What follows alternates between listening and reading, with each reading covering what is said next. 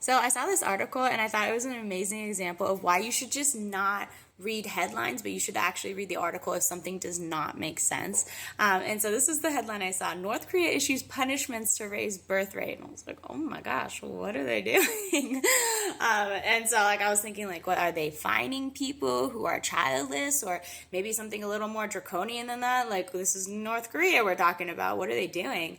And so this is the article. It says the head of the OBGYN department of Pagan County Hospital was put on trial for having conducted at-home abortions. The doctor who conducted one abortion at home that resulted in the death of a woman was sentenced to 5 years in prison, according to RFA.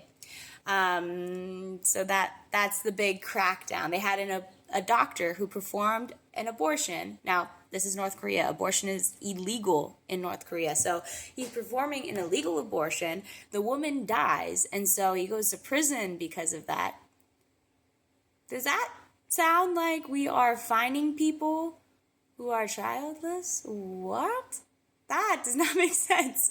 Now, later in the article, they also talk about how contraceptive vendors are being raided by the government. So that makes a little more sense until you realize that contraceptives are also illegal in North Korea. And so this is nothing out of the usual or extraordinary for them. They're forcing rules that are already on their books. Now you can agree or disagree with that. We're Americans, so we have those things readily available to us. But I mean, this is North Korea, and ultimately their replacement rate is way below. And so if they can't get that number up, their country will fail because they will not have enough people to support the infrastructure of the country. So ultimately, the big story here is a doctor performs an illegal abortion and gets 5 years in prison for it. And so this was the headline. Remember, North Korea issues punishments to raise birth rate.